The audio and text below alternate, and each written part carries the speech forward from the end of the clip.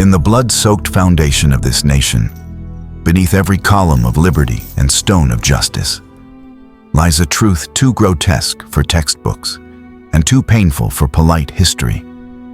The truth is this: Black women under slavery were not only denied their freedom, they were denied their bodies, their children, their voices, and even the sanctity of their own thoughts.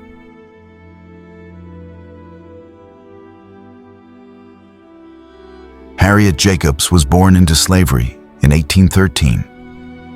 She would go on to write the first published slave narrative by a woman, Incidents in the Life of a Slave Girl.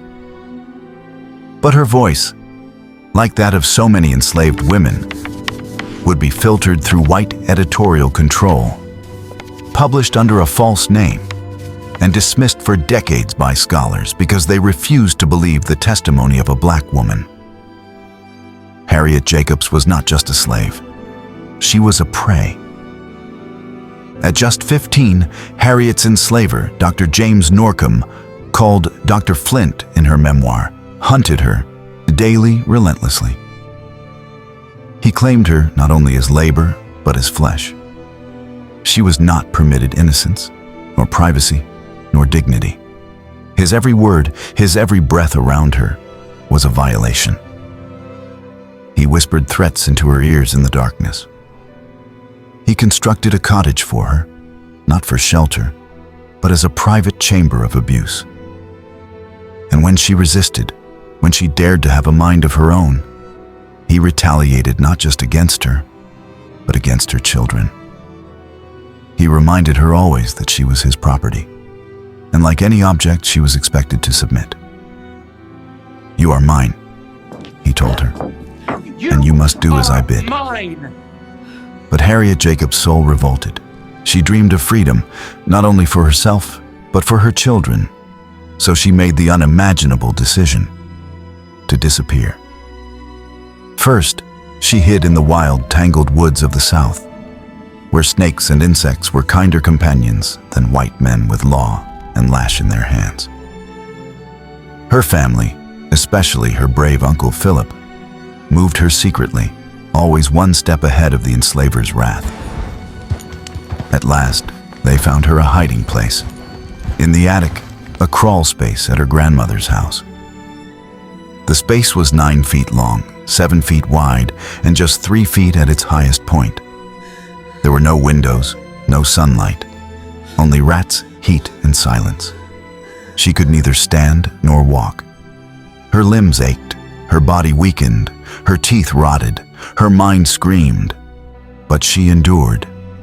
Through a tiny peephole carved into the floorboards, Harriet watched her children grow.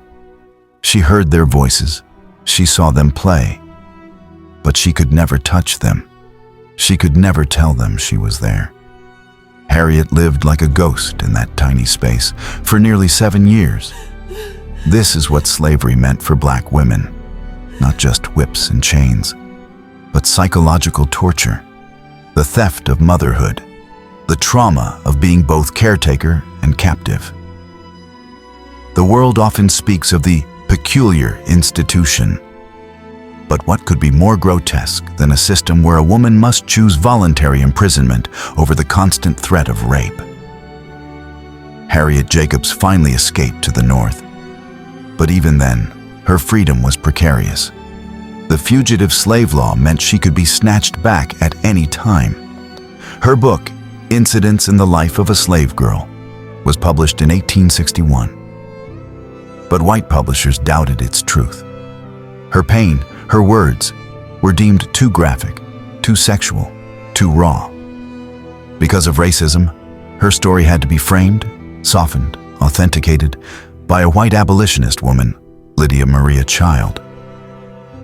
Even in freedom, Harriet Jacobs could not speak fully for herself. The world did not believe black women, even till this day, and she was not alone. Millions of enslaved black women suffered the dual yoke of race and gender. Raped, sold away from their babies, forced to nurse the children of the very people who owned them. Their bodies were breeding grounds for future profit.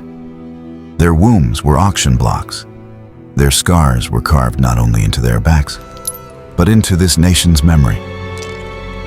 Harriet Jacobs survived, but not all did. And even those who lived left pieces of themselves behind, in the shadows, in the soil, in the stories we were too afraid to hear. This is not just history, it is the truth, and we must tell it exactly as it was.